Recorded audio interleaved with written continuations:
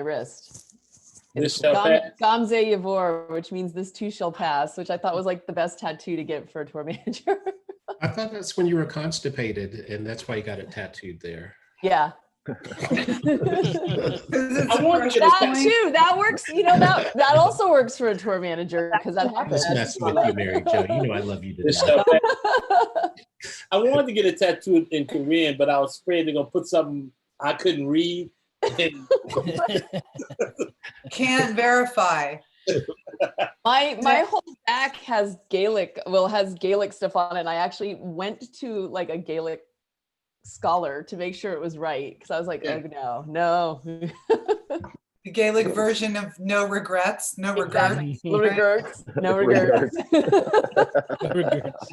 I have an assistant who speaks Spanish. David knows this girl used to work with me named Patricia, and she gave me something to say in Spanish, and I didn't know what it was. And I was talking to the Spanish stagehand, and they kept laughing at me. Finally, I had to ask what it was. She had me saying, I kept telling them I love them. I'm like, you know, like, I love you, man. I love you. And it's like, okay, and just kept laughing like I was a buffoon. So. Bring a translator. Who are we waiting on? Was Jim gonna stay? Was he gonna come into the feed, or is he just gonna? Is he with us, Jim? If he comes, he's gonna lurk today. He says he's just gonna watch today. Yeah. All right. A backstage lurker. Yeah, he's got a working pass. It's a festival, so he's hanging out on the side of the stage. Right. Like we all know those lurkers that have the pass but can't get on stage and they just loiter back there all day. Exactly. And we're definitely going to discuss how to loiter at a festival later because it's a little difficult. And we discussed the finer points of how to explain how to navigate festival loitering to you guys later. So we'll touch on that with Kamal. Kamal and I will teach festival loitering. Art of the loiter. Looks like we got everyone. Yeah. So a little housekeeping, everybody. On the right-hand side in the chat, change your two settings to all panelists and attendees so everyone can see the chat as we go along. But I think we're good to go. We're good. All right. Thank you for everyone who's joining us for our 21st episode. I would say we've made it over the hump here. And happy June to everyone. I can't believe it. We're smooth rolling into summer now. We've had a lot of response from our students wanting to dive into festivals. And I'm sorry that it has taken this long, but we finally made it. And we are excited to kind of kick this off. We're joined by some incredible special guest panelists that are with us today, and Henry is going to get us kicked off and get this thing started. So thank you. All right, so Billboard estimates that over 32 million people went to a festival last year alone. And behind the scenes at any of those festivals, you'll find some of the best and brightest in the industry managing a small city and exists only to bring hundreds of artists face to face with thousands of people. So today's class will cover what to expect and prepare for when your artist is booked on a festival day. Our special guests are no strangers to the festival world. Reggie Touissant, production director for Jazzfest, and Kamal Soliman, artist relations director for festivals like Lollapalooza and ACL. Guys, thank you for joining us today. Thanks to be here. Yeah. Are we good? Okay, we're going. I'm hopping in. So you're on a festival. So this is going to be all about not necessarily specific festivals, but just what you do when you get on a festival for the first time, and what we who have been on the festival side would want you to know to make your life easier and make our lives easier. So the first thing you want to do when you find out you're on a festival, which is hopefully really like months and months out when the tour is getting put together, look at your deal memo and see what's included in the deal. Sometimes festival deals will include backline. Sometimes they'll include ground transportation. Sometimes they include lodging. Rarely, but once in a while, they include flights. There's no cookie cutter deals. So what you want to do first thing is make sure you understand what the festival is providing before you contact them so that you can cover all bases and you're not just all over the place. That also helps you get started to know, like, if you need to have your travel agent book flights or hotels, or if you're going to be booking those with the festival. Then you're going to want to get the main festival contact, which you'll probably get from the agent if they haven't already reached out to you. So get that information from the agent, and then reach out to that person and reach out to them early. I mean, we're talking, if you get it 6 months in advance, reach out 6 months in advance, even just to touch base, because festivals are, I mean, festivals are planning a year in advance. And the earlier you could even just touch base, you may touch base and they may say, hey, I'll get back to you in a month. But you want to be that guy that checks, or girl, who checks in early. It just sets you apart, because you would not believe how many acts, how many artists, how many tour managers check in like 3 weeks out and then they want everything. So it'll set you apart from the crowd.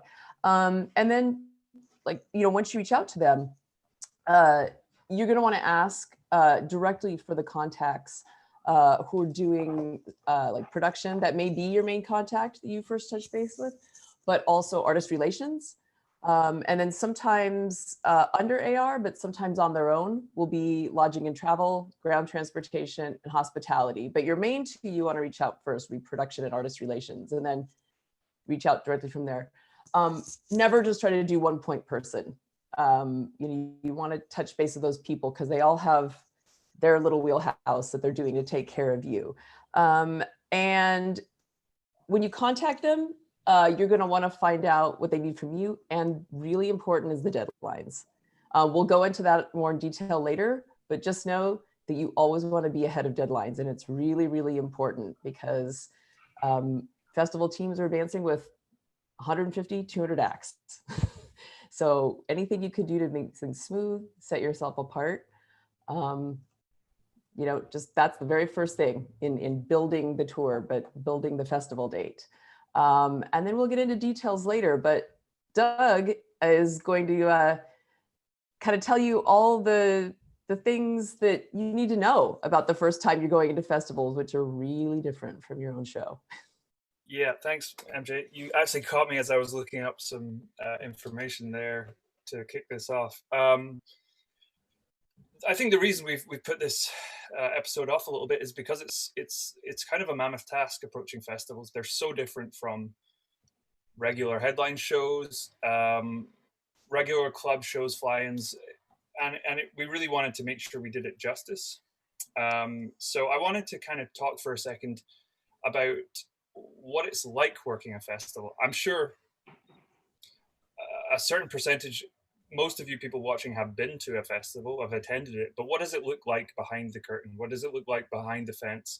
What does the backstage look like? What is it like to work a festival? Because it's an entirely different world from a regular show. And I was, as you were speaking there, MJ, I was looking up how many artists perform at Glastonbury Festival, and I got the numbers from 2019, I think it was, and across 79 stages, they had 2,800 artists. Okay, so I was a little small on my 150. With a caveat that, you know, I've been to Glastonbury many times and had the absolute joy of spending the whole weekend there on a couple of occasions, and it's a city. It's not a festival, it's a city. You know, you got 300,000 people attending, and then however many more working performers, vendors, and it is the most glorious, wild, weird, insane world you've ever been to. There are different, you know, some of those stages that are just a plank of wood in the middle of a forest with a guy dressed up in a bunny suit doing weird performance art, and you know, and some are Stevie Wonder playing on the Pyramid stage, which I was lucky enough to catch a couple of years ago. Stormzy, Beyonce. I saw Dolly Parton at Glastonbury. As did I. I was also there. Yeah. Yeah. That was and honestly, she played at 4 p.m. She had a bedazzled saxophone. I had no idea. Killed it at 4 p.m. People went mad. It was the best. It was amazing. I was there too. So, you know, your first festival experience might well be a festival like Glastonbury. and you might be selling out 400, 500 tickets across the you know, you're the shit, but suddenly you arrive in an environment where there are 2,800 other artists to be accommodated on a giant multi-day, multi-stage lineup. So you go from being a big fish in a tiny little pond to being a minuscule tiny fish in this enormous ocean of a festival. So on a farm in the mud. On a farm in the mud, exactly, yeah. And that's kind of festival life, on a farm in the mud. Everything that we're going to talk about today, you should just put in parentheses, on a farm in the mud, for perspective. For sure. Yeah, the environment is different. The relationships are different. So you're expected to fit into this giant holistic city that is being popped up out of nowhere, that doesn't exist for the other 52 weeks of the year. So there's a team whose job it is, and we have some of them present with us today, to bring you into that world, accommodate your production needs, your hospitality, your artists' needs, your transport, everything else, but make it work within this enormous environment, this massive machine that happens in a temporary environment. So there are some things right off the bat that you need to adjust. You know, you need to realize that this is not your own show. You need to be flexible. You need to readjust your writers.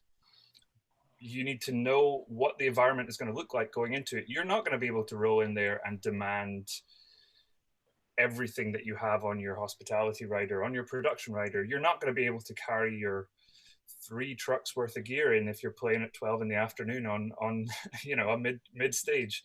So first of all, you have to acknowledge the mental shift of going from doing a headline show where you are the biggest artist, you are the ticket seller, to this multi-artist, multi-performer ticket lineup. So that's the first place to start. You need to know that your environment's going to be different. Like Adrian said, a lot of festivals are in fields or in the outdoors somewhere. You know, there's a lot of inner city festivals, but most festivals are temporary. For example, the Essence Festival takes place in the middle of New Orleans, and there's no fields involved, and it's a busy urban festival. So is Jazzfest, you know. But and a recurring theme of festivals is that they are logistically challenging because they are in places that are unique or are not built to host festivals. I was actually just watching a documentary about the Monaco Grand Prix, the Formula One racing. I'm getting a little bit off topic, but the logistical nightmare that it causes, and the challenges, the lengths that people go to turn that incredibly prosperous small town into a Formula One racing circuit over a course of weeks is just mind-blowing. So if anyone is bored and wants to check something amazing out that gives you a really good behind-the-scenes look at temporary productions, go check that out on Netflix. I'll post a link to it later. But you know, your environment's going to be different. So backstage you're most likely going to be in porta cabins if you're lucky enough to get a dressing room.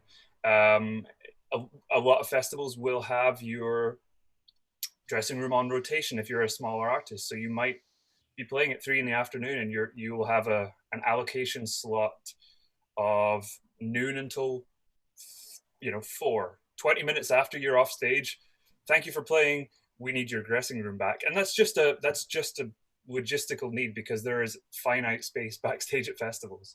And the challenge is everybody wants to hang because everyone wants to hang. You want to see all the other great acts, and you want to also commingle with your colleagues. So yeah, that's a sticker. You have to really know about that. And as a TM, because it's not going to help. Absolutely. And as a tour manager, you know, your artist might have just played a great show. They might be buzzing. They're not going to be thinking about getting their stuff out the dressing room, but you need to be that person who, you know, you don't want to be holding up the the bigger band that are coming in to take your dressing room. So it's important for you to be aware of these situations. Don't have the artist hospitality coming to find you having a drink at the bar and saying, we needed your dressing room back 15 minutes ago. All your bags are outside. So you also don't want to get caught in that after show traffic. You don't want to wait to the end. That's for sure. Stuck in there for hours just trying to get back to the hotel. Or even sometimes there's a lockout that prevents you from leaving. You think you're going to leave at 9 o'clock, but the police shut down the egress until afterwards, and now you can't leave. And honestly, Reggie Touissant can speak to what happens at Jazzfest, because you got to look at Jazzfest in particular. You have to get with your artist relations person, because the police is going to lock down the track. And it's not that the rest of the city you have to worry about. You can't get out of your compound and go across the horse track in some cases to even get to the exit, because the whole circumference of the festival grounds is locked down. So be mindful, be mindful. Yes, that's a great point about lockdowns. Just to give you a if you're on a horse track, you might be doing a load in and not even know that the racetrack has shut it down. This happened to us in South America, Lollapalooza. One of the horses had to run. I remember. and we suddenly couldn't make any noise, and we had to be off stage by like 9 o'clock in the morning. The horse stand by. The horses have to run for an hour. You have nothing, no noise. That's common at state fairs. It's a great point about site moving and curfews. Just to illustrate the point, we did Glastonbury a couple of years ago, and we were doing a hurricane festival in Germany the next day, and there was one ferry we could make that would make us make our time slot, and that's a 17-hour drive. So we had the bus sitting behind the stage, the trailer door was open. As soon as the show went down, everybody was on stage. No matter whether that's their job or not, everyone was on stage, tearing gear apart, throwing it in cases, because we had a window of about 30 to 45 minutes to make this ferry. We get on the move, and then there's a holdup on site, and I just had to go and find the police, explain the situation, and they very, very kindly escorted us off site. We hauled ass to Germany to arrive at Hurricane Festival, which had just been cancelled because of rain. So that was some of the joys of doing festival season in Europe. Hurricane by name, hurricane by nature. But yeah, sorry. I guess what we're saying here is that there are just a whole different set of variables with festivals, and they vary within themselves wildly, from the big ticket festivals we've talked about to small regional state fairs, things like that. Government funded things like here in Canada, there's a ton of that. And when you go into your summer, if you have 30 festivals in your diary, you're going to get a broad spectrum of backline being provided, ground transportation being provided, hotels sometimes being provided, flights maybe. There's going to be and each festival might be different. So I think it's important to get out in front of that, build yourself a grid of what you've got coming up, your key features such as transport, backline, and everything else, and lay out what each festival can provide, is providing, and what you need to bring. So you have a grid similar to our advanced grid we showed you earlier in the series that lays everything out. So you have a reference guide for going into your advance with the festival. There's a couple of other things you need to bear in mind. You might be playing at very odd times, very early in the day. You know, if you're opening the main stage, you could have massive artists. I once saw Earth, Wind and Fire playing first on at main stage at T in the Park years ago, I think. And they played at 12 in the afternoon or 12:30 in the afternoon. A legendary artist, and there was, you know, tens of thousands of people there, but they're playing it just after breakfast. So you're in this new environment for you, your team. Light may be an issue if you're carrying production. If you're carrying lights, there's no point bringing your massive floor package in if you're playing at 12 in the afternoon. Nobody's going to see anything. So you have to adapt your production. Video still works in the daytime. Video still works. Yeah. That's why. Yeah. see so much video nowadays on festival lineups. And floor Um, packages that just throw blinding light at the audience. They just look like pretty sparklers in the daytime. Yeah. And a lot of major festivals will have a house video wall that you can use. So if you're planning a festival season where you know you're going to be early in the day, get into your advance and find out what's provided at the festivals. And if you have 6 out of 8 festivals have video wall, then build your production around video, because that's a hugely expensive production element right there that you can use to your benefit and build something great around. So definitely look at what is provided by the festival, and you can build your advance around. Play to your strengths, like use what's there and adapt to it. Don't try to find it unless you're the headliner, then you kind of have a little more, or if you're in like the last, couple of acts of the night, then you have a little more leeway, but Absolutely. Right. A festival stage manager is running the stage, and it's been built to just kind of turn the acts over and over. There's a system, everything moves clockwise or counterclockwise depending on which way you go it, but they're made to do that. And so you're right, just realizing that like you just gotta do your time and get off. Like they say, it doesn't matter what time you start as long as you end on time, right? Absolutely, yeah. And you're going to be, your artist is going to be existing in this massive ecosystem with all these other artists and their crew. Oftentimes you will have to load into the upstage, behind the curtain, behind the upstage wall, whatever it is, build your backline on rolling risers, so that you can change over from the previous artist and into the next artist in 15, 20 minutes, 30 minutes, whatever it is. And it gets chaotic back there. You've got 5, 6, 7 crews, bunch of gear, all trying to move in sync and in harmony. But, sometimes it can be difficult to manage that. The stage manager is almost always the most stressed person on the entire festival site. So, there's a whole different set of circumstances in the festival. And, you might have to load in overnight if you're one of the headline artists. Programming windows for lights are often in the middle of the night. So that's a different scenario than if you're one of the other bands during the day, when you're realistically going to load in 2-3 hours before your performance, and that's what you get. So, and just one more thing is that because you're on somebody else's lineup, you're on their time. And these, especially those big festivals with 10 bands on one stage per day, they run to the minute.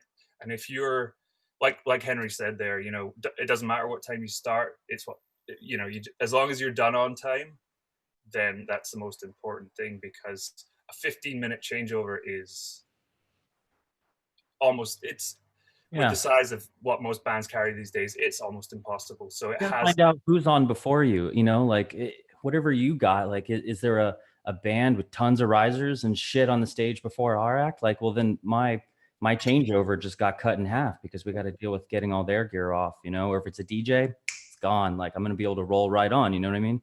And so you have to figure out what the situation is on stage and adapt and build your show to that. It's funny to see crews that haven't prepared their show for festival risers, and think that they can just hand carry every single little piece on and off. But, that's why you have risers, you adapt and build, like we're going to get into next. Mark is going to go into building your show and building a festival date for your artist. It's completely different. So, So when you're going into building the festival day, it's always important to cover like kind of a top 3, right? Like a budget, your travel, your lodging, and most importantly, your rider. If you do work within a type of genre that you do have it very seasonally out, I highly suggest creating a festival tailored rider. In our conversations yesterday, I was talking about that we are a guest of this festival, and to pay respect to that, and that we aren't always going to get everything that's going to be on our primary rider. So you're not only saving yourself time, but you're making life a lot easier for these festivals and the people that work behind the scenes to make these things come to reality for us. So they're gonna respect that due if you give them something that's tailored, so they don't have to go through like 10 pages or 15 pages to find the bare minimum. You get an entirely redlined rider bag. Some things to point out, in that rider is going to be like your stage plot, input list, backline, hospitality, and adapting to the festival, like what Doug and Henry had mentioned. Really kind of do a little bit of your research to kind of pull all the information you need.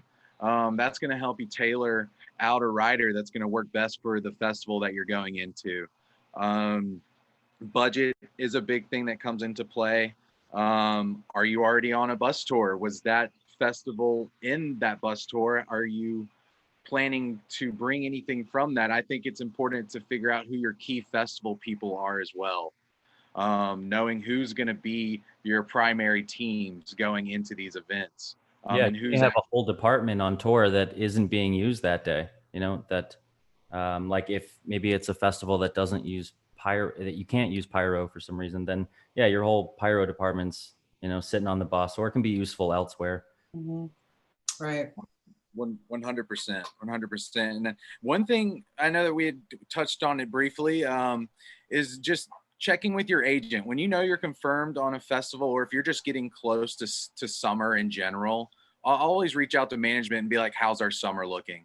And just make sure that you're on top of that, because sometimes these festivals are booked out a year in advance. You might have an outdated rider, or you came in onto a new tour, and some of these festivals may have been sending you information for a month now and you had no idea, and it just kind of got lost in the grapevine. So doing your due diligence to kind of do background check on that, and making sure that these festivals have all the proper information for you to kind of dive into your advance, which Henry will take off here soon. But I think travel and lodging is going to be a big one. I usually will receive that first. Example, like Bonnaroo, they'll send me lodging, almost 6 months in advance, being like, this will sell out instantly.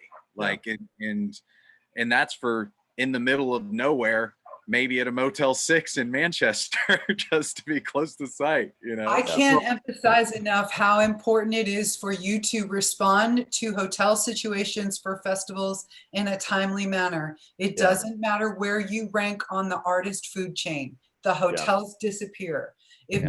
And honestly, it really doesn't matter. And then you looking at your artist relations folks going, oh my God, I don't have rooms for my high caliber artist, because folks who are not as important as you were busy earlier making sure that their little asses were covered. So please do yourself and your association with every festival a favor. Do it early. Do it. Come early, come often, as Prince used to say. Do it early. Do it early. Before I pass the baton over to Henry, we'll kind of take a little deeper look into advancing. Just for you guys to note, travel, lodging, timing is imperative on that. Understanding your budget, where that budget falls, what backline is provided at the festival. Will you have to bring your own backline, which is going to, shipping costs and so on and so forth. Did your agent route the tour around the festival, or would you be able to just get a vehicle and load some stuff off in a trailer? There's so many variables and options on how your tour falls within festival season, but budget is important. And then adjusting your rider and taking a outside look on what's going to be like your fine tune to the T rider. So those are three very important things to remember. And something we discussed yesterday that I wanted to bring up is, it can be helpful when you pare down that rider, like Mark said, is to make everything a one sheet. So get your hospitality rider down to one sheet. Yeah. See if you can get your stage plot and your input list on one sheet, that's great. If not, just make sure one's on each sheet, because different departments will just get torn off and handed to them. Yeah, you got to keep that in mind, because you're not just dealing with one person. You're advancing production with someone else, hospitality and logistics with other people. So why would you send the full rider just to one person, assuming that they're gonna, tear it apart and hand it out? They may. Yeah. I mean, they share information, but it's your onus to make sure they get those pages. So once you build it, separate it out by page, and so you can send it to them directly. Yeah. Even in separate documents, like a hospitality writer document, stage plot input list, separate things, because they'll probably be uploaded to different people through whatever advanced portal there is. And bear in mind as well that the people that are advancing with you from the festival team may likely be also advancing to other festivals, not just with other artists. Very likely. But, you know, there is, you know, on the flip side of what we do, there is a festival industry, whether you work full-time for a promoter or you're freelance.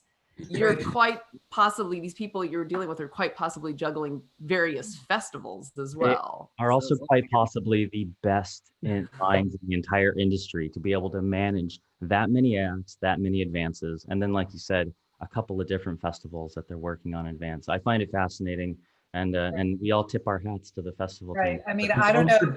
Don't forget that on all of these separate sheets to make sure we have the name of the act, contact person, name and email on each and every one of those. Did somebody have a transport grid they were able to share? I'll be sharing that when we get to transport. Great. Yeah. Okay, great. Yeah.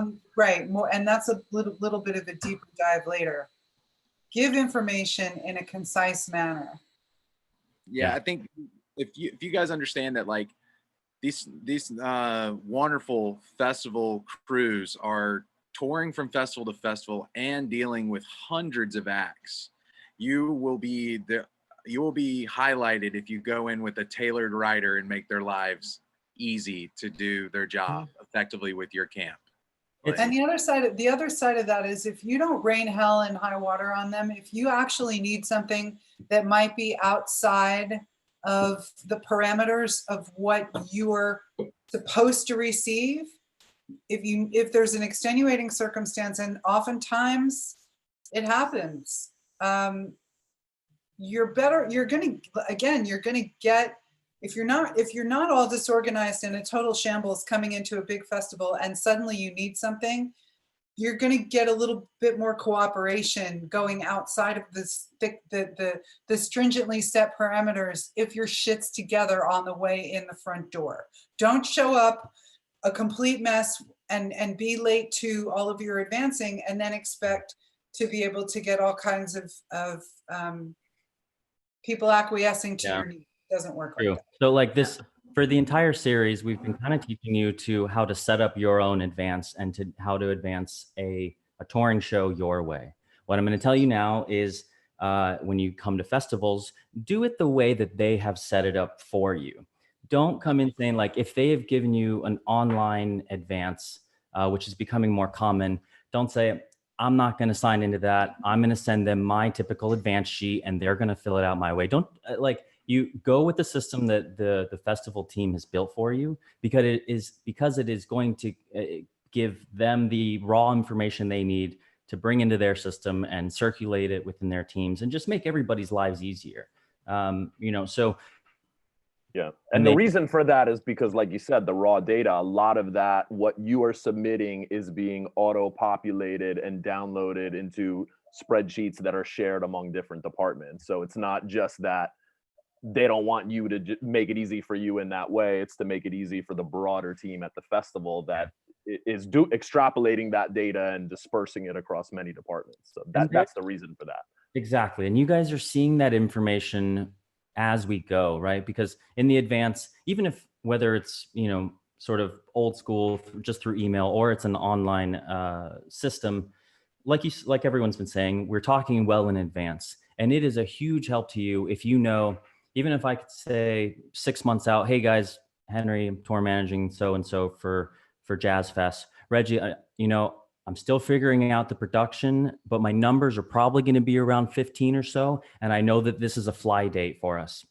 That right there gives you a ton of information to work off of, right? Like even that I'll get back to you as I go. And as I figure out the details right there, you already know it's a fly date for me. And that says a lot about the logistics and the needs I'm going to have versus I'm on a tour, I'm coming in with buses and I have 3 trucks, but I'm only going to send in 1.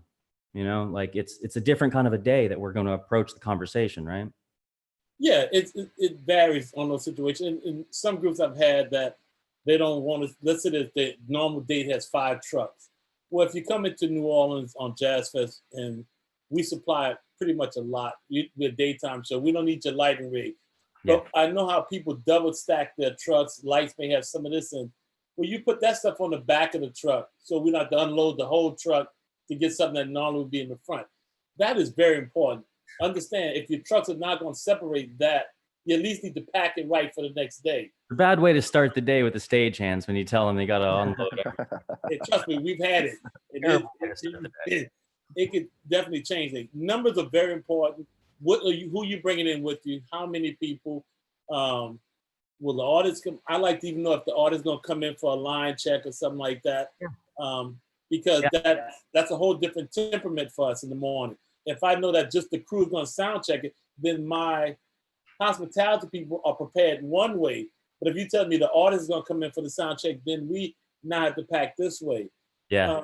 You need to know if we're like, if typically like my artist just comes in an hour before his set and leaves right away. And right there, you already know the protocol of what to expect, and we can go through the advance that way. Or a lot of times, like if you're doing, festivals in Europe, you are living at the festival all day and are going to have to just live there in the mud and the little shed that they provided for you, and have 3 square meals right there in the field with everybody else. It's a different kind of thing. So know what situation you're in, prepare for it. But when it comes to the advance, guys, I want to hear from you. What are some of the other main points that you're looking for right off the bat in the advance, and what sort of process do you like to have with an artist?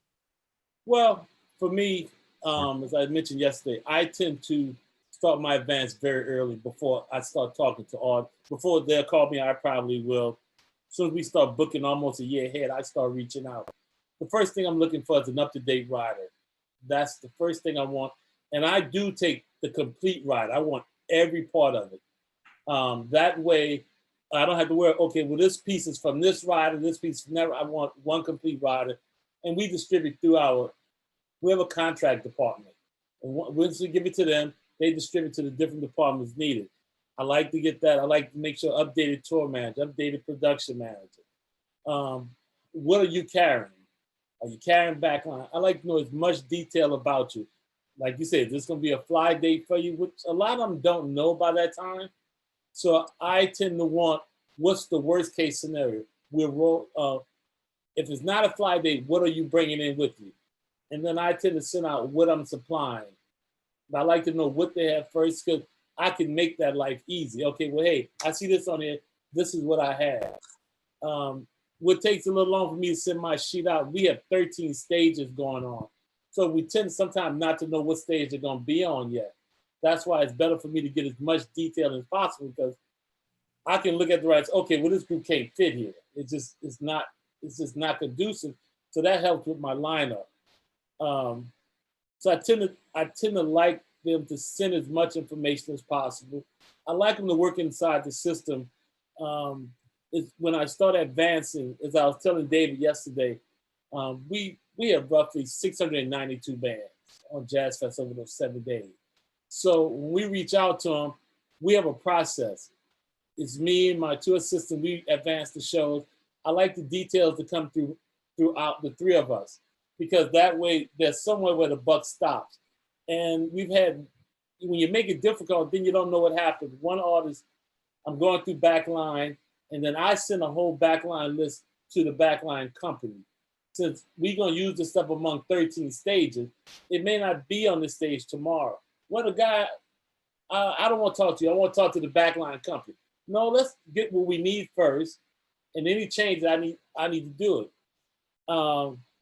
So we go through this, and then he decides he's going to call the backline company on his own. Well, the gear is not there. So he's calling me, hey, man, my gear is not here. Well, here's the last sheet you and I had that you approved. Well, yeah, I called them after I talked to you. Okay, well, see, I can't fix that. So now what you would have gotten free is now $5,800 for me to go find it somewhere else if you can't do without it. So following, you all have reiterated, following the process and the system, it may seem tedious, but at the end of the day, when you roll in, it tends to make your life easier. It's one less thing you have to worry about. Did I take care of the right person? We trying to set up where you come in, roll, because like you said, we have roughly 6 acts a day on each stage, and somehow will change over to 10 minutes. So I think following the process, understanding what you're walking into, don't assume is, and if you're talking to the same person, because I do 3 festivals, and they all vary in variation. So if you talk to one person, don't assume you're getting the same thing you got here, because assumption is really bad with tour managers. Well, this is what you did over here for me. It's a different festival. Let's function on this particular festival. Understand that each festival has its own identity. I think those are the things you have to be willing to cooperate. And you said again, if you come in with a bad attitude, it makes the whole day run. You get what you want, but everything is tense. And I think communication is a big part of what we do. I've been on both sides. I've worked with an artist who believed that try to make the other side life as easy as possible. And so I understand how to be on both sides of the fence. I understand the process of saying no. But the biggest thing is you have to follow procedure. And you have to understand, and I understand that everybody doesn't have a festival and a tour rider. Some of them just have one rider, and they may have a shared rider and then a theater rider. They don't think festival riders for some reason a lot. And tell me, like, are you carrying your risers? No. Okay, well, here, we can supply it. And you have to understand that your normal setup is probably not going to happen on a festival. So I think I can't reiterate enough that the biggest thing to understand is compromising. Yeah. If you don't compromise, you will get swallowed up on this. Because on a production level, it has to, as we say, throw and go. We literally throw it on the stage and go. And it has to be seamless and done within 15 minutes or so. So adapt, like we've been saying, adapting to the riser situation, but also on the other ends, like on the audio side of things. You know, a lot of the times if you're just flying in for the show, you got to make sure that your audio engineers can use the console that's being provided by the festival, you know, or are you bringing your own consoles? You can advance that. You can talk about in-ears, or use the local in-ears versus setting up your own monitor situation for something like that. Or yeah, exactly. Well, I think that's where the rider comes into play on that instance, you know, and I use us for that because we supply a lot of stuff that a lot of festivals don't. Yeah.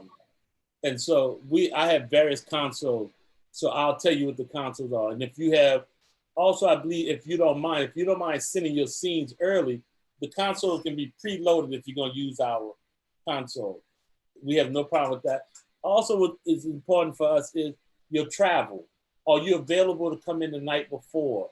The sooner we can get that can help us organize our schedule better. Well, this person can't come in the night before, but this one can. The headliner may not can come in the night before, but the act in front of the headliner, I can bring him in the night before to give the headliner more time in the morning. So that's exactly why we do our due diligence and advance and ask, or and figure out what the situation is over there. Because say I didn't even talk to you until it was too late, and I found out a couple days early, or once I got on site, that you had a lighting studio that I could have brought in my LD beforehand and used, but I had already booked his flight, and so he was arriving in the morning, and I could have gotten him in the night before and given him time to program the show.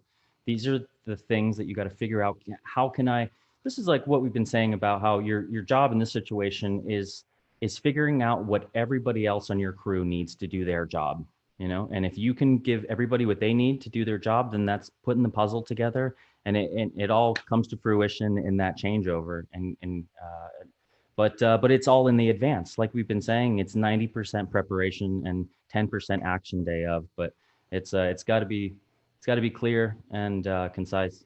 And a quick point about production: we mentioned yesterday that if you're with an artist that's not touring with their own audio consoles, and you're going to be doing festivals where your audio engineers don't have a show file for the console, a good thing to do would be just to get them a day at your vendor. If you're going to a festival that has a profile and your engineers never mixed on a profile, send them down to your vendor, spend half a day building a show file, because that will give them such a leg up on when they arrive at the day and mean your 15-minute changeover is much more seamless. Yeah, that's a good idea. I've done that in rehearsal, where in rehearsal for a tour or something, we brought in the consoles that we were going to hit on fly dates. And so we took the rehearsal day to have our engineers duplicate the files for that card. And that I mean, another thing to consider is if you are carrying consoles, many times the festival will say, okay, we can get your console in, but we may not be able to get it out until the end of the night. Yeah, you got to think about that. That's a schedule, because for us, if you got to wait till the grounds are cleared before we can strip front of house. You will not be able to get your console from us at least an hour after your set. You can pack everything else, but to get your console from front of house, we have an hour delay minimum. Also, understanding if you're in a hurry to get somewhere else after, be prepared for that. So know the procedure. Again, another thing, return phone calls. You have to return calls. I don't know I don't know what language to say it in. Return phone calls and emails. And it's a problem from big group to little group.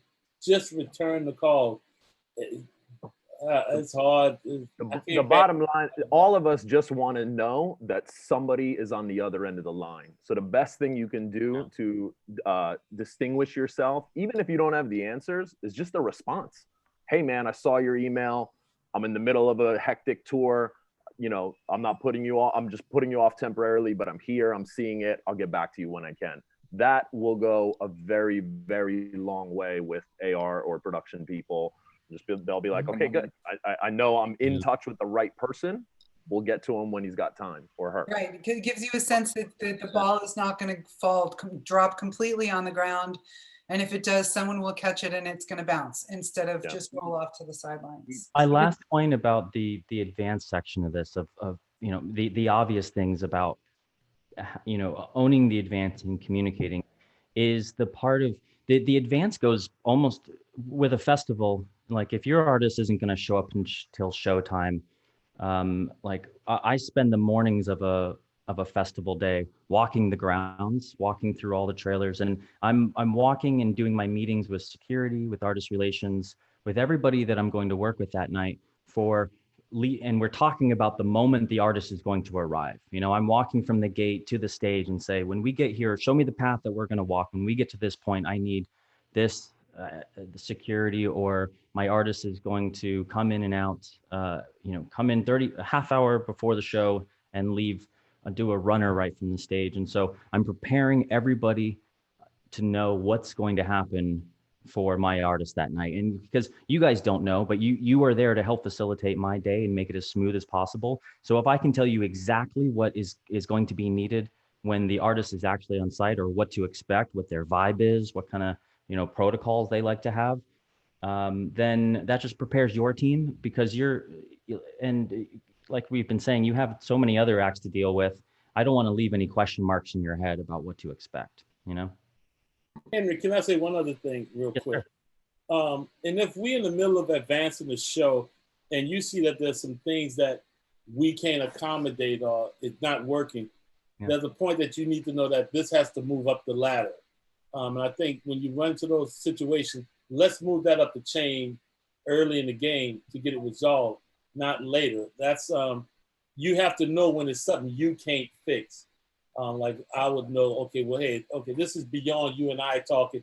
This has to go back to agent and our contractor department. So I think that's another thing you must know, that and know when it's time to pass things up the ladder. Absolutely. That's another very vital situation. That's a responsibility that you can't take advantage of, and understand that your agent and the promoter of that festival, they have a relationship, and you are probably one of many artists that agent is representing on that festival. And so, but you're right. If you get into a jam, reach out to the resources that are there for you. You know, and recognize that it's not in your best interest to be butting heads with the people on the ground. I mean, I use that scenario to my benefit as a tour manager in many instances where I say, look, you and I don't need to argue about this. I'll kick it up to the agent. He'll talk to your boss, and then, you know, we're the ones here making it happen. So let's just let them have their conversation, and we'll come back to it. And it's totally fair to, because, you know, you've got to remember that you have someone to answer to, and your cohorts on the ground have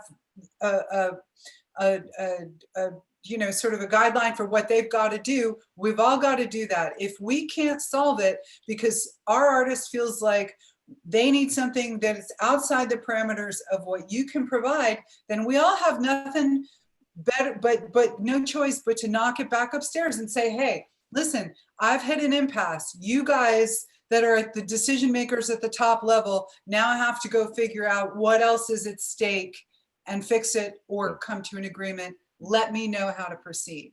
And examples of those kind of discussions can be, you need more comp tickets. You need maybe an airport pickup because due to a tight schedule that's not normally provided, or your rider insists on a certain console and what the festival is putting out is not quite up to snuff, you know. And so I can say, hey, we want to see the new S6L on the festival and not the profile. You know, there's numerous situations where finances come into play, and it's not necessarily your job to have that argument with the promoter. Exactly. Also, I believe in threads. When I'm advancing for an artist I've gone out with, and once we finish our advance, I tend to send an email back to the person I just spoke to. Hey, this is what we went through. Are we all good here? And when I'm advanced from festival side, after I finish the communication, I send an email to the production manager I just spoke with. I believe in threads. That way it's not, well, we discussed this. No, here it is right here. This is what we discussed. And that makes things so much easier. And if you really recall it, and you got both sides covered, if that link and that thread is there. Right. And then, you know, this brings us straight into sort of the artist relations part of the advancing. And I have to say this to everyone who hasn't done a festival before. Your artist relations person, that's your whoopee. That's your lifeline. And Kamal and I have had the great fortune of working together in so many different capacities. Kamal has been my artist rep on Lollapaloozas in other countries and on ACL, and then Governor's Ball, Rolling Loud. Right, we've worked together on Rolling Loud, and we've worked together on Tortuga, and I feel like there was another one that we worked together on, and all of them are different. We've worked together in artist relations capacities side by side. So we have both got the unique perspective coming from tour management and also from the AR side. And we want to talk about, listen, when you get the artist, and sometimes, to the point of everyone on here, the festivals are working well in advance. You may get an artist relations letter that comes sailing into your inbox when you're in the middle of some, maybe not even on the same artist. If you're moving from place to place, or artist to artist, and you do different tours within the same year like I do, you may get something in your mailbox that isn't pertaining to your current artist. Open it up, look at it, check the deadlines, make sure you have it on your radar, and give them information as fast as possible. Don't let it fall through the cracks, because that becomes your undoing. On the day when you didn't hit your deadlines and you're now flailing, kind of, you didn't do it. So don't become that person. And definitely credentials, Kamal. I mean, first, let's have some. Yeah. Make sure your festival people are going to work with you. Kamal and I were in the unique position of working artist relations on a festival that didn't have credentials. That's a whole nother story. Get your credentials list together. This is super important. And it goes back to the timing. You may have to put a list together in advance, right, Kamal? Yeah. Yeah, I mean, a lot of festivals will want to know how many people you're coming with, how many are in the band, how many are in the crew. More often than not, they want an exact personnel list with specific names and positions, not just a name. They're going to go back to you and say, what is that person, whether it's monitor engineer or musician or what have you. What we were discussing yesterday is a lot of times you don't know what your crew looks like that far out. Right. And in that situation, I mean, it's always beneficial to inform your AR rep, look, we're 2 months out. I don't know exactly what this looks like. I'm going to send you a tentative one with some placeholders based on what I think. I don't even have my bus driver names yet, so that's going to be bus driver TBD. But as long as you're letting the AR rep know. We haven't talked about the creative yet. We talked about playing Jazz Fest in the middle of the day. And maybe what you're looking for is, instead of repacking all your trucks, if you're on a tour and you're going to make a detour into Jazz Fest, maybe you need a 24-foot box truck with some local floor package stuff that mimics what you have on tour, and it just goes on and you do your blinkety blinkety and then you're out of there. So you might have a box truck. You're going to want to tell Reggie and the gang about that. You're going to want to get, a credential for that box truck. Just these are the things that you have to, you've got to be able to manage, and everyone needs to understand that there are different types of credentials at festivals as well. You have guest credentials, you have artist credentials that get you on your stage. Important, because a credential is not like a park hopper pass at Disney. It doesn't necessarily mean that you're going to get to go see all your friends on their stage and be on the poser platforms. Probably not. So please be respectful, okay? Your artist's buddy may be playing at the Sahara tent, and they don't give a shit if your artist is Kanye's best friend, if you're at Coachella. Passes are passes. So we talked about how we manage our guests and crew list. First of all, you may need to tell your crews that you don't have a guest list for the festival for your crews, girlfriends, wives, whatnot. Again, I may say to Kamal, listen, this is a hometowner. I might have a little bit of extra family on one side. Also, I have guys that are going to be flying in. Management might be flying in. I would like to know if I can have an extra weekend pass for one guy and his, you know what I mean? And so, Kamal, Kamal, may I have? Ask the questions. Kamal, can I get a runner? Kamal, let's play this out. I'm coming in with a 2 p.m. band that you've never heard of before. Kamal, can I get a runner? Well, it depends on what you need that runner for. Exclusive use, definitely not, unless you're willing to pay for it. Okay, thank you. Come on, Black Keys coming in. We're playing around 6 o'clock. Kamal, I'm gonna need a runner. From airport, hotel, where are you going? Can I point you in the direction of my transport coordinator? I just need to get my essential crew guys out of backstage before it locks down. I promise that there will be no pit stops. Can you give me someone to move these people because they're flying out and because of our showtime, we have them blah, blah, blah, airport. Can I get a runner? Yeah, we can accommodate that, and we'll loop you in with transport to make sure that it's done for sure. Thank you. All right, I'm gonna send an email about that, okay? Yeah. And that is real time. Listen, you have to understand when you're advancing that you're working within the parameters that are very strictly organized, but you know people, or you're talking to them for about a month. Something pops up 2 days before. Just talk through it. Yeah. Don't think that showing up and strong arming on the day is going to get you what you need. It's not. Hey, Kamal, I heard Black Keys is getting a runner. Can I get a runner too?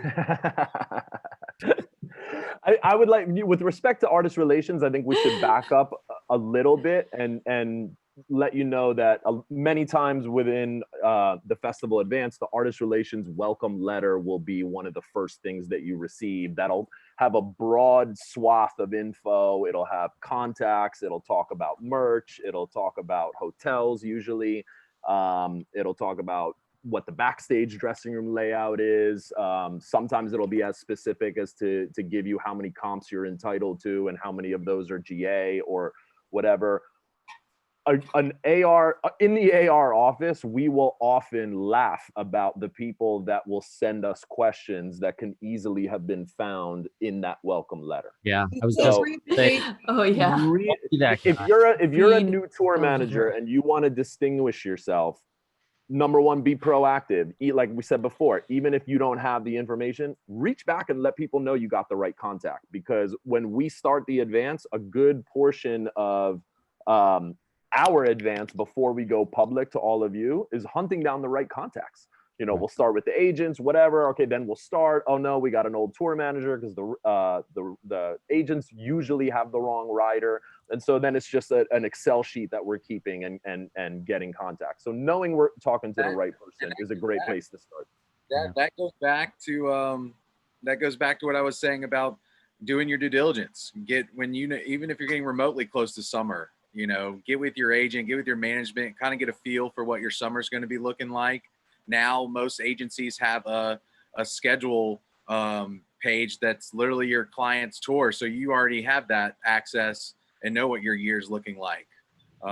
So definitely do your due diligence to kind of put yourself in a position where you're on time with everything. Yeah. I'd also like to say, I mean, it might be obvious, but it should be said, advancing festivals is much, much more difficult and time consuming than advancing your own show. I mean, when I go do a tour and it's a mix of our own hard ticket dates and then interspersed with festivals, I'm spending infinitely more time advancing the festivals. You know, I would rather advance a 2-week hard ticket tour than a one-off fly date to a festival, because I legitimately probably put in as much time into it. So it's tedious. And as a tour manager, I recognize that, you know, everyone, if you're doing a bunch of festivals, you're going to have a bunch of deadlines, a bunch of links, and you get over it pretty quickly. You know, you're like, fuck, man, I got to do this. But know that, like, so for me, when I worked at C3 Presents and we would do Lolla in the summer and Austin City Limits in the fall, a lot of times new bands that were blowing up would be booked on those, and you'd see a new tour manager for the first time at Lollapalooza, and then I would see him a couple months later at Austin City Limits. And those that did the good job of the advance coming through the first time I saw them at Lollapalooza, by the time I see you a couple months later at Austin City Limits, we already have a relationship now, and ideally a good one. And that's going to give you a lot more leeway. You know, you're going to see all these festival people again. So, you know, I know the crew has been saying from day one on these seminars, it's all about relationships. It really is all about relationships and how you approach it. And with respect to the festival advancing, it's going to be tedious and time consuming, but the quicker you get it done and let somebody know they have the right person at the other end of the line, the better for you. And that's a great point, Kamal, because it's not just one way. Like there's production managers that I work with that jump from one to the other. And I tend to see them whenever I see them and have had a great relationship with them, because it comes back to that. You're really open to helping that person as much as possible to accommodate things. I try to accommodate all the acts that we deal with. You know, it's just good when you have those relationships over time and people understand, because again, it goes back to communication that, okay, we can probably get this worked out here. I think integrity, and I'm just throwing out a word that's very good. Integrity is going to be a big thing as well. When I advance shows, you know, my word is what it is. This is what we're doing. This is what we have. So I try to maintain that relationship with the different people and understand that the same way we try to understand where the artists, tour managers are, because sometimes an artist may be difficult, the tour manager's in a production manager in a difficult situation. Then we will try to, if you approach a certain way and just say, okay, we really need this, then you try to see what can be worked out. That's why, again, getting back to communicating early and really saying, this is what we have. And if it's something you really know you need, you have to express that early on. Hey, we can't do this without this. Don't play with it. You know, well, let me think about it. If you know it's something going, and I've had that many times advancing the show, well, hey man, we couldn't go on without it. Okay, well, I just need to know, because now we can start dealing with this early. Can we make this work? So And to again, your point, Reggie, if it is a piece of gear or something that your show cannot do without, then you need to consider bringing it with you. If the festival can't provide. I mean, that's like, hey, even if you got to pay for it, just have it for peace of mind, so you know you're covered. Right.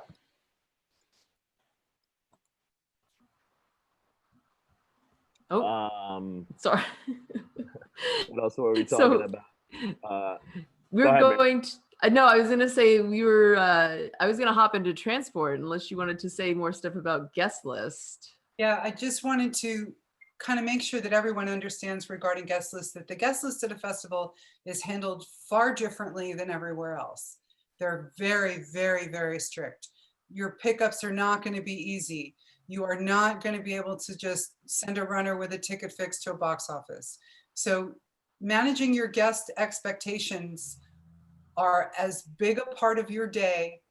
You want to get your box office location. You want to make sure you have your ticket pickup instructions. You want to make sure that you have a map to that box office, because it's always going to be hard to find and never near the entry.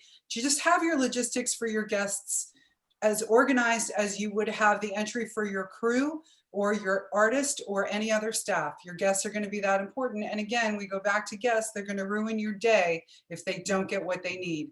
Yes. And the only guests that you're going to have at festivals are generally going to be close personal family to the artist. So if you're not sorted, those are the days that's when you just do the best planning, and then suddenly it goes off the track because family has not been accommodated, and you don't want that to be a factor in your day. You know what I've been doing for days like that, when I expect it's going to be a guest list heavy day, and I have now through the advance known that it's going to be challenging because of where will call is and just getting people in.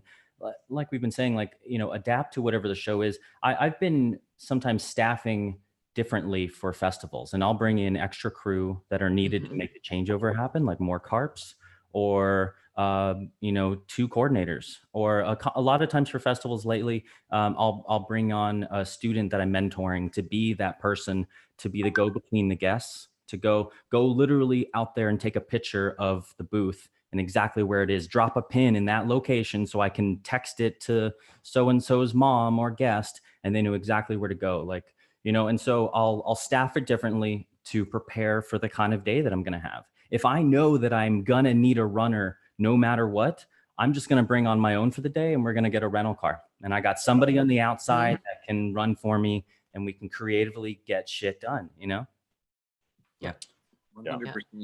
Yeah. And I always say it's important to notify the AR team as well, and whoever's going to be handling your guest list comps and movements. This is a good example of passing it up the chain of command. If you do think you're going to have a lot of family, or it is a big city festival and your comps exceed what has been allotted to you, that's a good example of passing that back to your agent and deferring to the teams to handle that. Right. Yeah. And to Emily, Emily posted in the chat just now, sometimes will call isn't even at the festival. Yeah. Perfect example. EDC in Vegas, the will calls at hotels on the Strip. Even so that, you don't want your guests showing up at the site and realizing they got to go somewhere else. Wow, you did. They got to go back. There's layers of guests too. Exactly. Be kind. If there's know what guest has to be in certain areas and which don't go. That's right. Very vital. Then to sort that out that day as well. That's right. And if you're playing a big festival and you're playing on the first day and you're playing at 6 p.m., know that your guests are probably going to wait in a crazy long will call line before they get in too.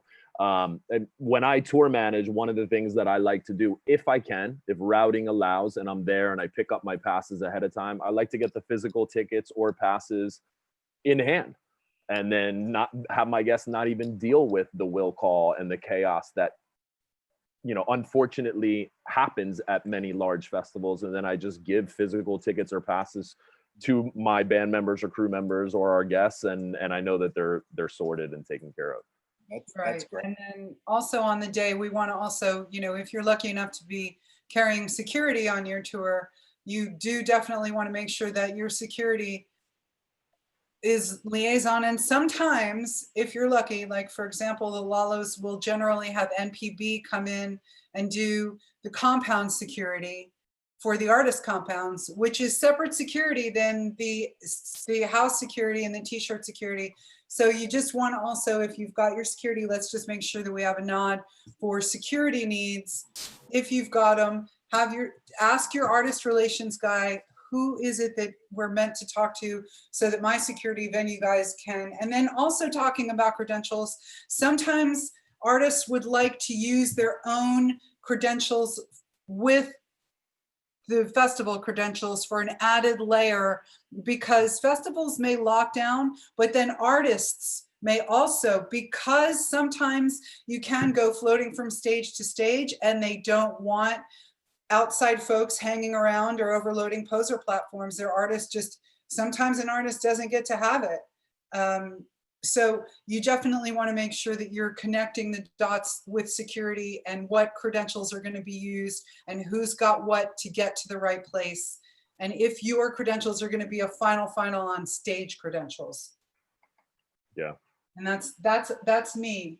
Over to MJ on the, I have to say, artist transport at festivals. It's always fascinating to me to walk into the transport office and see them staring at the grids, which make perfect sense. It's a wall of rows and flags and Post-it notes. That came from the fact that, so I started the artist transportation department at Coachella, right, in 1999, but I had a background in festivals. And the way that came about was, like, with the production company I worked for in Denver, we used to do like radio station festivals. And I had been a production runner. And I found out that it was, we could get around having to use car service by using production runners, and that they needed to primarily be a production runner. So I'd like put them on as a runner for 2 hours, and the other like 9 hours of the day they could drive artists.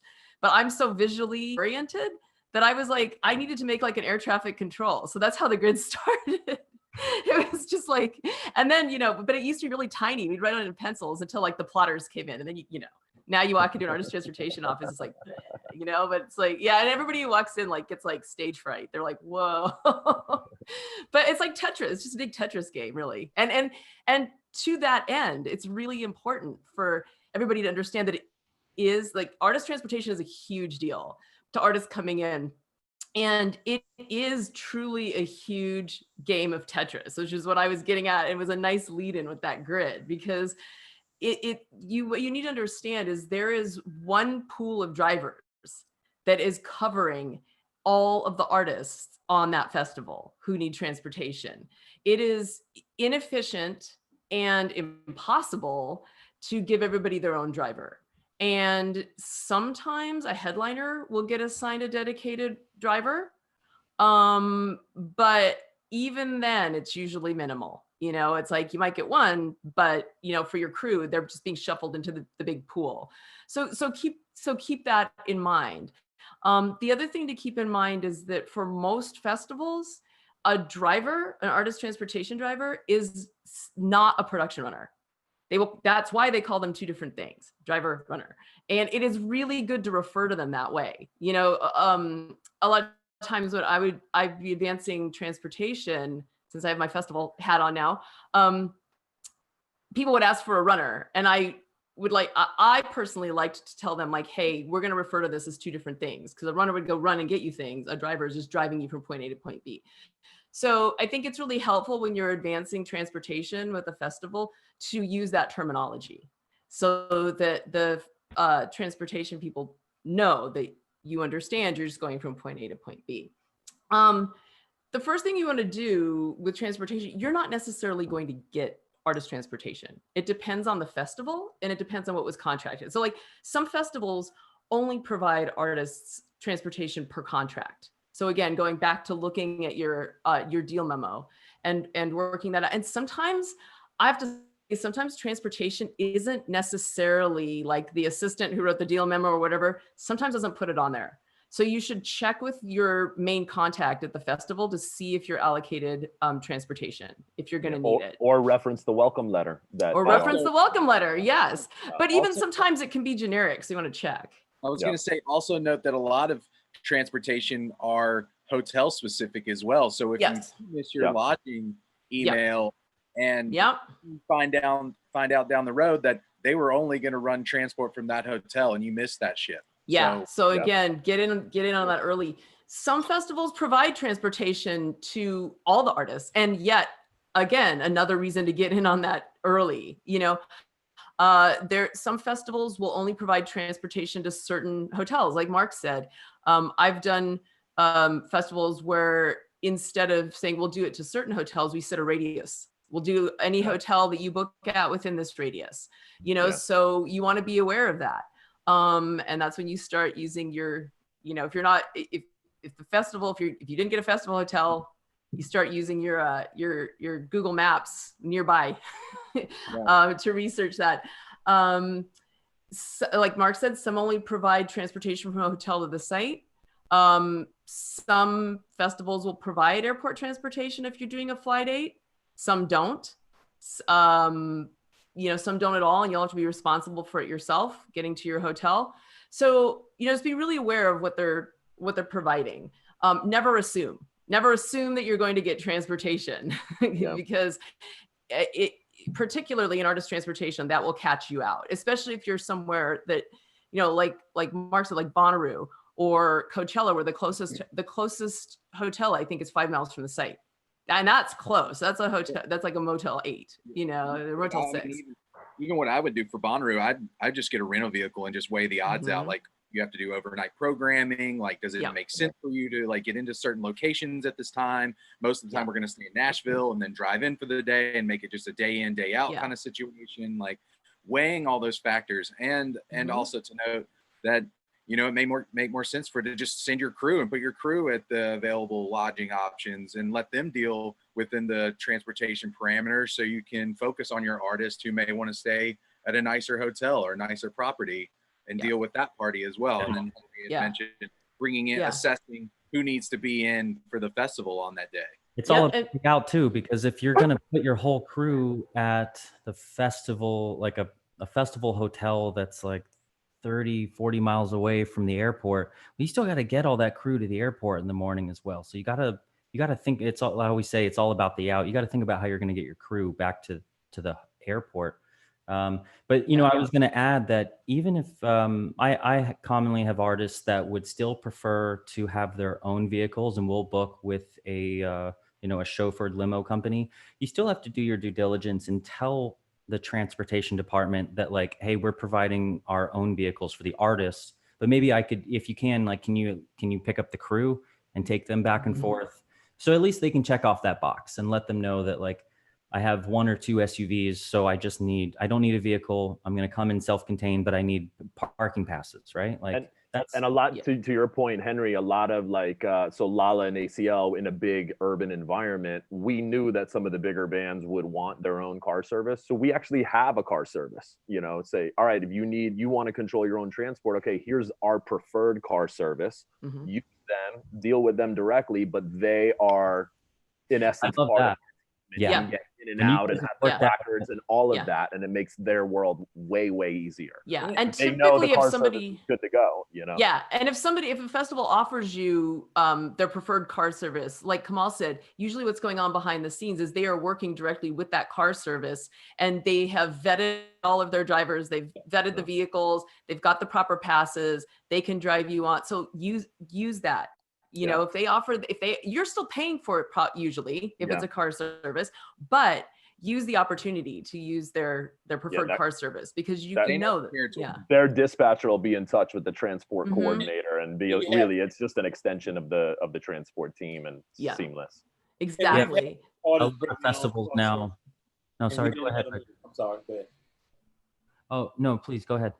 I'm saying, and you got the point out, because we've had artists decide to bring their own car service and just didn't clear it and they got there and couldn't get in because they weren't letting it in. And trust me, it is escalated. It is escalated to where it wasn't conducive to the situation. artists didn't perform, got into a whole lot of that. Just because you bring your own, okay, you still have to get it cleared. Yeah. You know, you bring your own, but it still may not come in.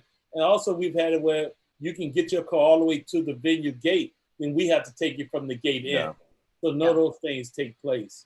Yeah, so I'm going to share a screen here really quick with a artist transportation advance form. You will usually get something. You will usually get something like this. Can you enable the screen sharing for me here? That's okay. Okay, here we go. Okay, can you see that form? Mm-hmm. Okay, so you'll usually get something along these lines from an artist transportation manager who's advancing. Sometimes you'll do it through a web portal, but a lot of times you'll get a sheet like this. I've taken this from another festival and just made it really generic. But what's really important is that you fill out all of the information. So what artist it is, the main contact for transportation. So that would probably be you, the tour manager. Your position, your cell, your email, and then you want to provide the information they ask for each separate transfer. Don't lump them together and say like, okay, we need a round trip. You know, like you want to do each separate one. And the reason for that is they are populating a run sheet with literally hundreds and hundreds and hundreds of runs for every single artist on that festival who's getting transportation. You want to note if they're, if you have gear. I personally, so your artist name, pickup date. If they don't already have it, we'll put this on the website and you can use this as a generic one. Never just send your own in, always work with what the festival has, always. But if you happen to be in a smaller festival and maybe they don't have something, you could use this, or you could just play with it and practice filling things out. This one, the date is formatted in a certain way, but just, sometimes what I like to do is actually spell out the month, especially if it's a European festival and you're from the US or vice versa, because they use different date formats. Like in Europe, it's day, month, year. In America, it's month, day, year, which can sometimes get confusing when you're in like June in the middle of festival season.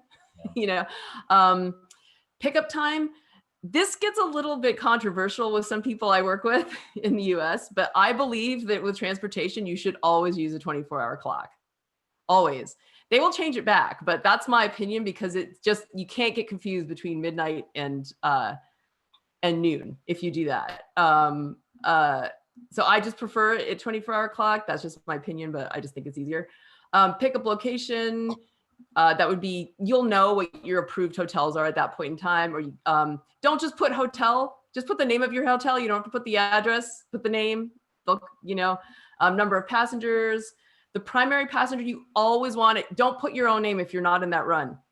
Pick a primary passenger and put their contact number because the driver needs to find somebody with that run. So a lot of times, you'll see the tour manager for every contact. It's like, please include somebody who's actually on that run. Yeah, especially if you're not going to be on the street to greet that runner and put those people in the vehicle. Definitely. Yes, because the driver who's picking up typically will text that person and let them know they're there, or if you're not down there, they'll try to find them. You need to note if there's any gear, bags. That is so they can assign you the correct type of vehicle. So you'll want to note that. It's also really important that you send back your form in whatever format that person sent it to you in. If it is in Excel like this, please, for the love of God, do not change it to a PDF. Because again, as Kamal said, usually the data is being mined into different places. In transportation, typically, like I said, it is all being pulled directly into one gigantic run sheet, that's going to be for every artist. Get your, again, as everybody said, it's so important to get this in early so that they can fit you in, because that whole pool of drivers, there is serious Tetris going on, and pardon? I was just about to say that about the timing. You do not want to be last on the list when they've already built it. No, because one different thing will move everything around. And you may even be, if you get it in late, you may even be asked to come an hour early where they can fit you in, or come later. Or jump in a vehicle with another group. Or jump in a vehicle with another group when you really would. I know most festivals will strive to put you in your own vehicle with nobody else, but that may not happen if you're late to the game.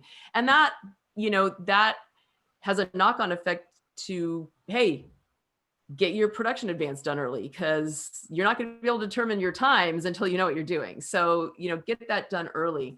Also know that you really won't be able to change on the fly. Like, get your stuff nailed down and get all of those in. Like, it's really hard to just show up and be like, can you help me out? It's like, no matter how well you know somebody, there's only a finite amount of things they can do for you when it comes to transportation. So just be really, really, really organized. Yeah. Anticipate that, like, you're going to have crew that are basically ready to go within 20, 30 minutes after the set, right? But then you're always going to have a couple stragglers. I expect that I'm going to have a couple people that are going to want to hang out late. So maybe I'll book like one last run later in the night if I can, to get the crew and the gear home, but at least, like, I've thought ahead and put it in there, and giving everyone a way to get home. And I want to say, so Tammy just asked, how early is early? When it comes to transportation, hit the deadlines and even try to be in advance. Be just in communication with them. And you may say, hey, I'm working with my stage manager and a time here may tweak. We may need to send over the LD to program. That's okay. As long as they have it in the pipeline as early as possible, they may say, hey, we can talk like on the deadline day or whatever, but just be in contact with them and follow their lead. 100%. So work with their system, especially with transportation. It may seem completely counterintuitive to you, but I promise you it will work for you if you work with them. A little tidbit, a little pro tip. I'll always tell my camp 1 hour before the deadline or 2 hours before the deadline that's the deadline. I'll be like, we don't get to leave this site if we don't leave past this time, and watch your whole team rally. And we end up making it out an hour before the cutoff point, So always give yourself some breathing room. It'll work out for you in the long run. Also, I forgot to mention this when we talked about AR, but it's relative to transport or really any part of the festival advance. Put your band name in the subject line. Like, if you're responding to an email about Governor's Ball transport that was initiated by the festival and you respond to it, put your band name in all caps there. Oh, yeah. It helps us stay way, way organized and it's very appreciated. Because we're pulling those emails into about 300 different folders with your band name on it. So, and even if you see a subject line that says artist name here, please don't overlook that. Rewrite the second to put your artist name in there. Do not leave it artist name here, please. Yes. Yeah. And what's always really nice too is if you get sent a form, like for example, the advance, the ground transportation advance, rename that file, like rename the file itself, like rename with your band name wherever you can. Yeah. We like that. So I'm going to hand it over to 5-1 and Ray to talk about when you're actually at the festival, once you've done all this advance. Tell us what to do now. Ray, you're one of our amazing production managers. Can you tell us, as Mary Jo says, what are some of the tidbits that you could share of once you're on the festival site that makes your day easier, and your day easier for someone like Reggie also? Well, thanks 5-1. I appreciate that. And you are the world's most awesomest, organized, and handsome, amazing tour people. I can't read this. It doesn't read right. Sorry, Dave. I'll resend it to you. I'm very big on the etiquette of people playing in the sandbox well together. So everything that everyone's been talking about in terms of advance and having your ducks lined up in a row across all of your departments is completely and totally true. The on-site participation and what you're doing when you're there, to me, is most important. If I can arrange a walkthrough or a recce for the day before of any festival, of any place that we're going to be playing at, I'm hopefully able to arrange that with my stage manager being there, with my, with my crew being able to participate in, and as much lead time as I can get, seeing the space, laying everything out, dealing with the stage manager. I mean, we've talked a lot about artist relations and everything like that. Your on stage manager, befriend him, be his best buddy. Speak so pleasantly to him. Jules, who's the stage manager for Bus Pop and Pink Pop and everything like that. I don't show up every year without a gift for him, because I know what he's been going through for all of his festivals. He's one of the most amazing stage managers I've ever seen as far as organizing things. So that to me is a lot. And then the etiquette of staging itself, in terms of everyone's jockeying for position. Your monitor engineer and the positioning in monitor world of all of the consoles. If you're a headlining act, you're right there. You're right there on Fifth Avenue. You're right there. Right there in the front. If you're a new band and you're coming up and everything, your monitor engineer might not be able to see the stage from you might not see your artist.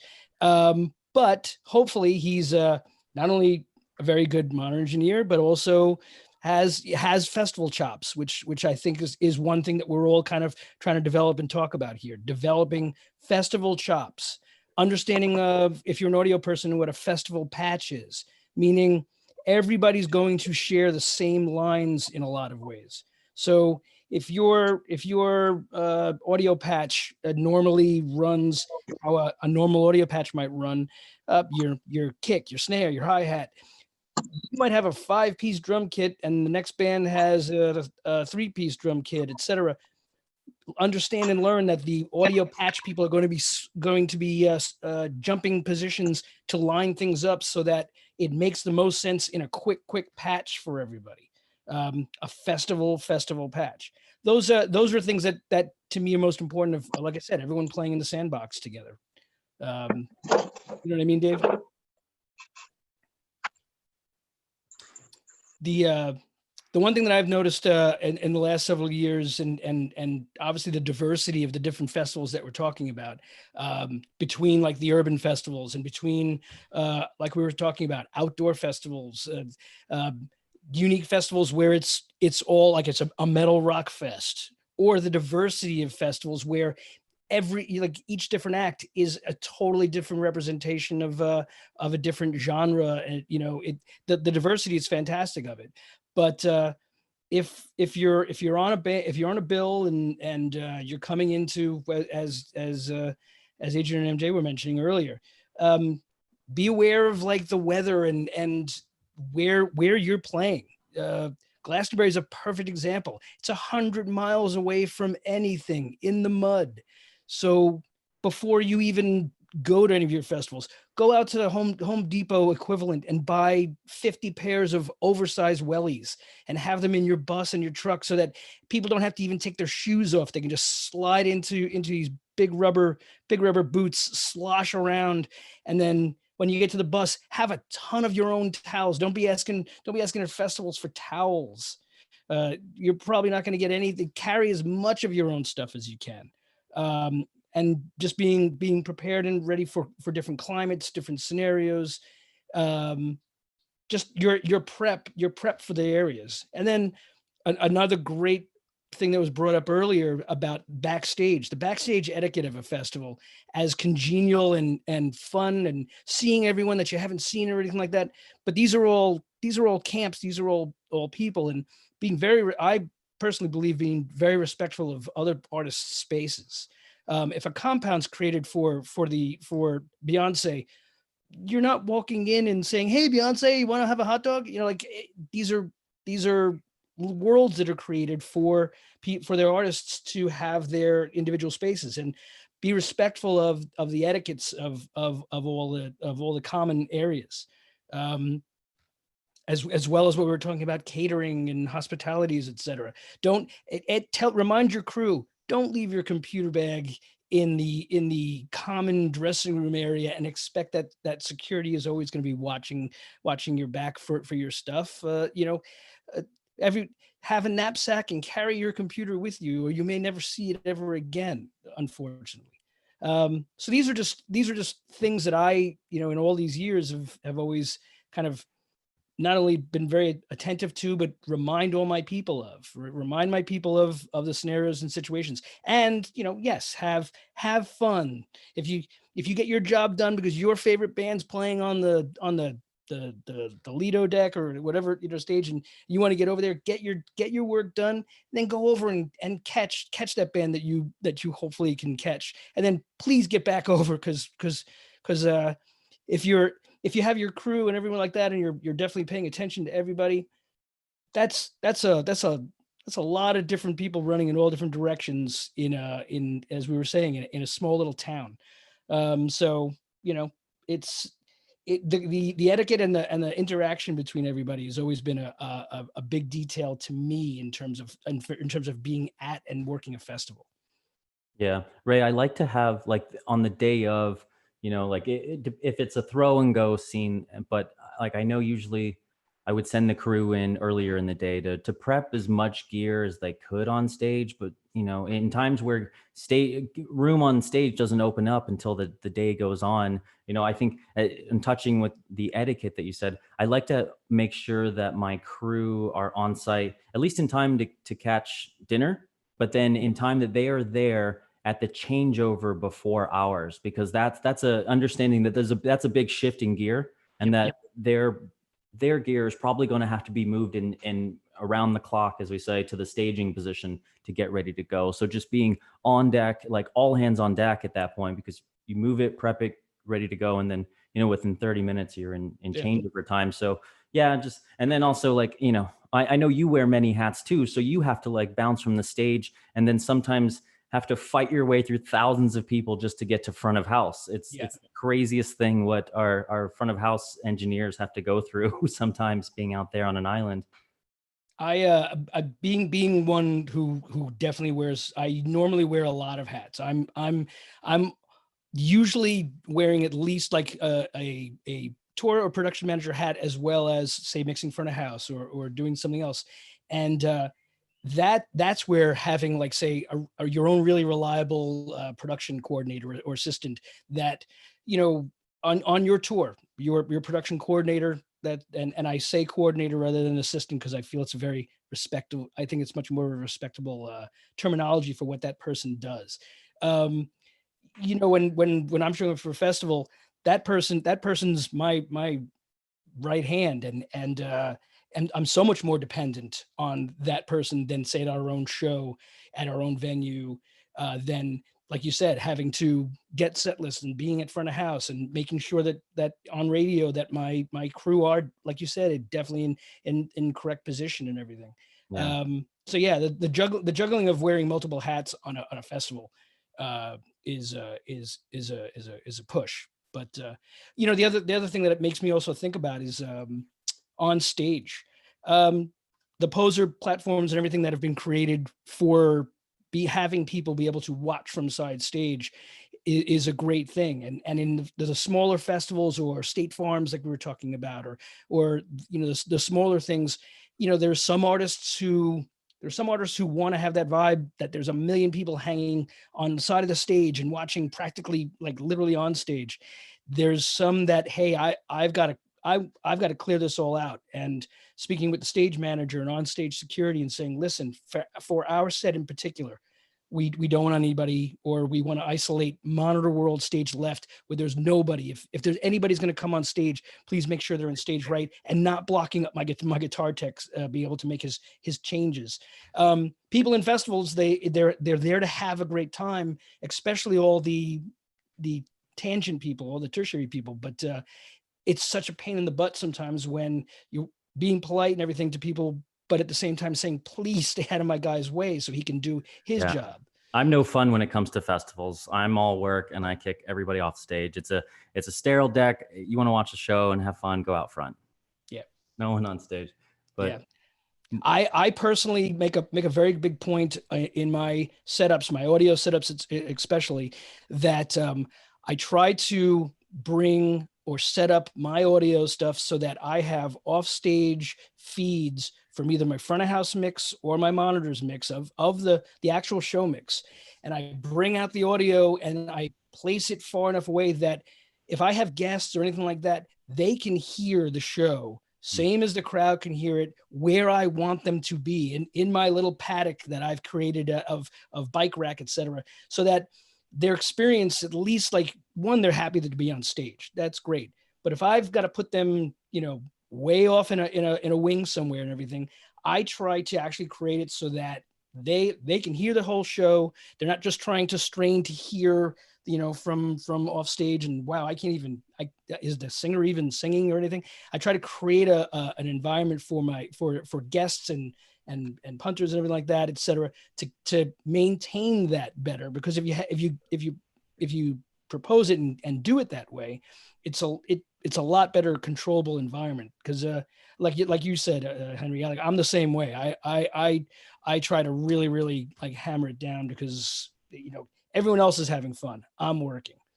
That's one thing I want to make sure that we point out to this is that like in festivals, it is, to me personally, I love doing festivals because it's one of the rare times that I get to see all of my friends and also see what everybody else is doing or like learn from other crew, because otherwise, artists and tours are purposely routed away from each other.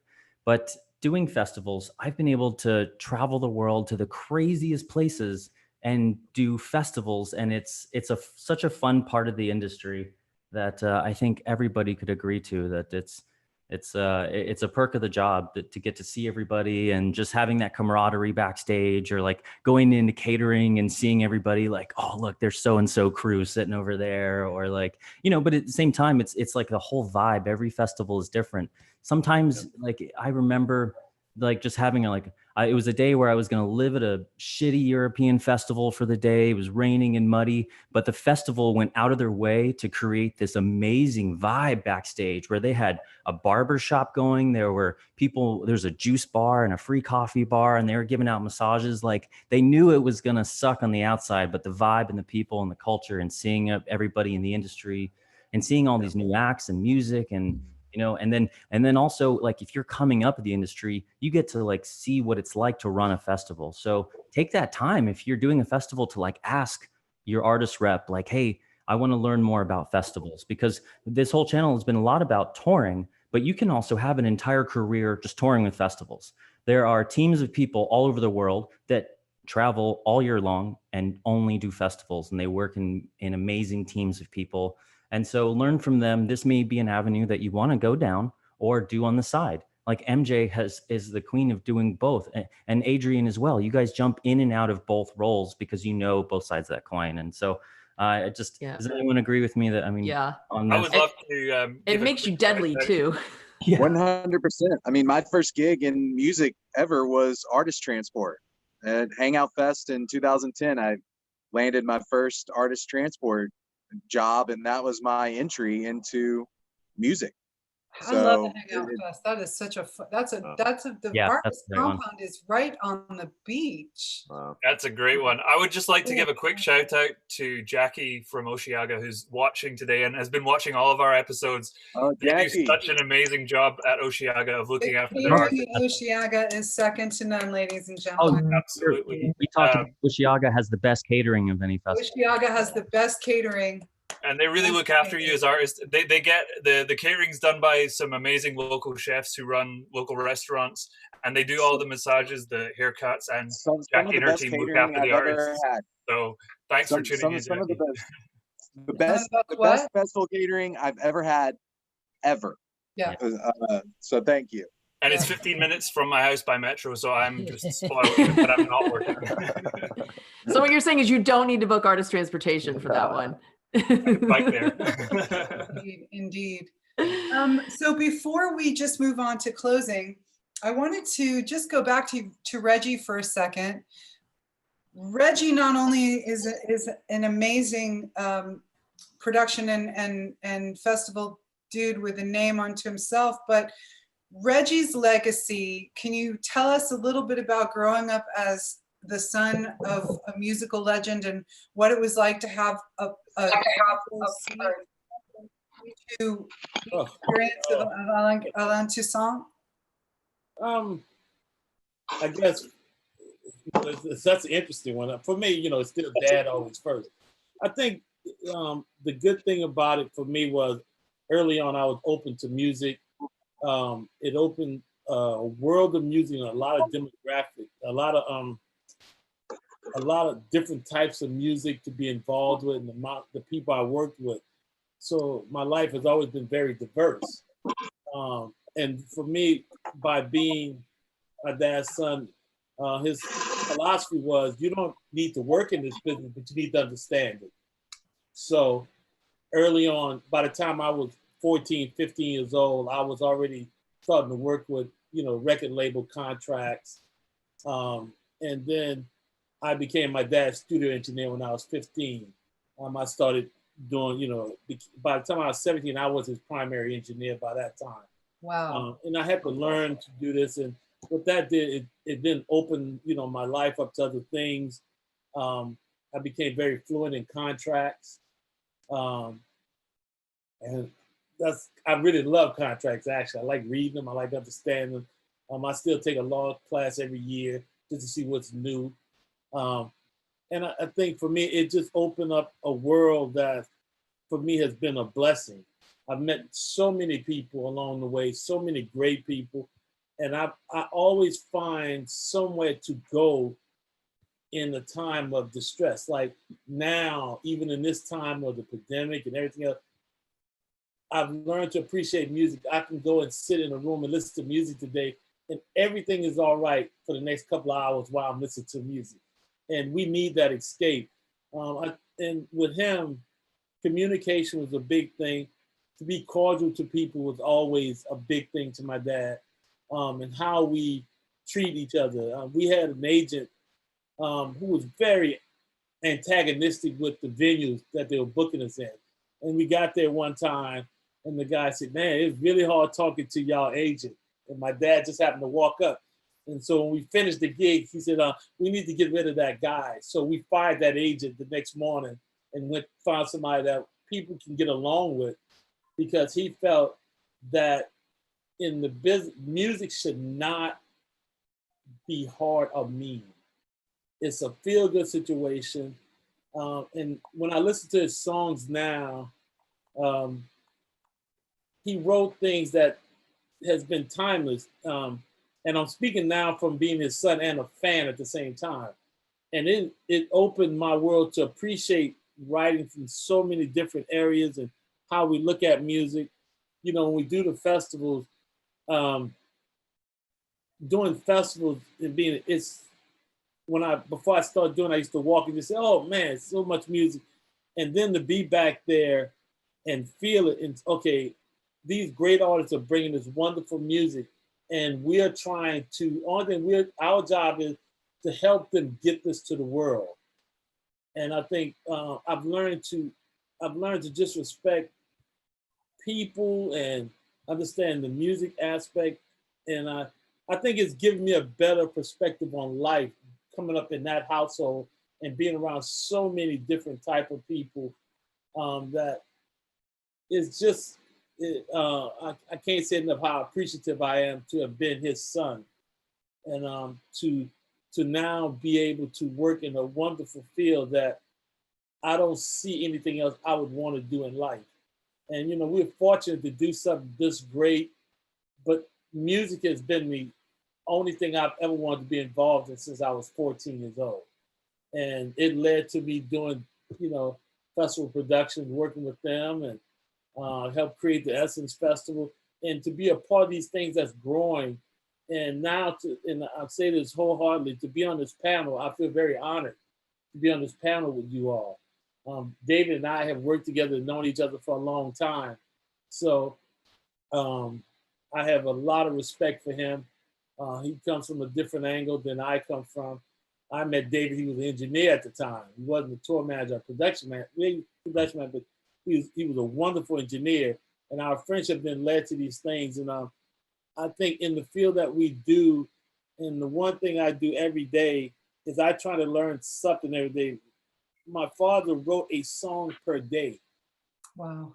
That was the philosophy. Every day, whether you put it out or not, your craft has to be constantly nurtured.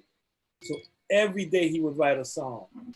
And so literally every day I get up, and even on days off, and go to my office, and I will read about some new product in music, or I'll read, some festival, what it's trying to do. I try to constantly learn about my field and who's coming up and what can I take from that to help make my job, but also make the artist's job easy. I really like I like tour managers, production managers coming to the Jazz Fest to feel comfortable, because if they're happy and comfortable, then they're good. I do Bayou Country and Daytona Country Fest, and I've worked with those artists now, and it's funny, they're called, so, well, Red, I know you got me covered. This is what it is, basically the same. So we've developed that relationship and that trust, and I've worked hard to make their life easy, and by doing so, they've made my life easy. But again, it's come from the foundation of growing up around a person who believed that song was an expression of life. That's all. He could not breathe without music, so it became a way of being, and our house is just filled with that. And it's a lot of positive stuff. So we wanted to share a photo of the late Alan Touissant in his memory and for his contributions to music. 5-1, you got that photo? Yep. So I also wanted to can you guys see that? Wow. Oh, wow. So when I was tour managing Robert Plant and Alison Krauss, we were playing at Jazz Fest, and Robert wanted to meet Reggie's father. And I said, Reg, do you think that your father would be open to meeting Robert Plant? And I said, could you get your dad to come back? And Mr. Touissant was one of the nicest, kindest, most accommodating men. So when I brought him to Robert's dressing room, look at Robert's face. He was just freaking ecstatic to meet Alan. And I remember after I took this photo and walked Mr. Touissant back out of the dressing room, Robert pulled me to the side. He says, that has made my whole trip worthwhile to meet him, because he would actually play some of Alan's music, like if we were on the bus or if we were flying somewhere. So I was just really honored. So I don't know if you've seen this, Reg, or if I ever shared it with you, but it's a nice one though. That's amazing. Okay. Thank you for making me a part of this. Thank you so much, Reggie. Thank you for gracing us with thank you, Reggie, but with infusing us with a little bit of the magic of legends of generations past. And that leads us just to this moment where we close, and I want to throw it to Doug to wrap up for us. And we're going to just mention, in light of the spirit of today and everything that was that's going around, and in honor of Mr. Touissant, we wanted to just wrap it up with the spirit of how diverse this business is. Yeah, absolutely. And thanks for sharing your stories, Reggie. They're amazing. And thanks to all of our panelists for joining us today. I know we're nearly at 2 hours, but festivals are a big operation, and we could have probably gone on for another 2 hours.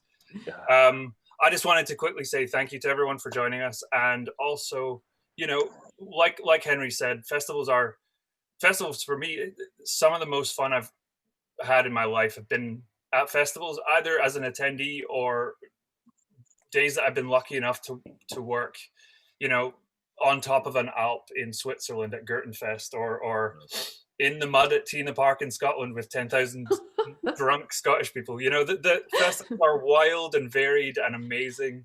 And, when you're on tour with an artist, you're generally surrounded by other artists of a similar style. Maybe you're maybe you're on a country tour and you're only with country artists and country people.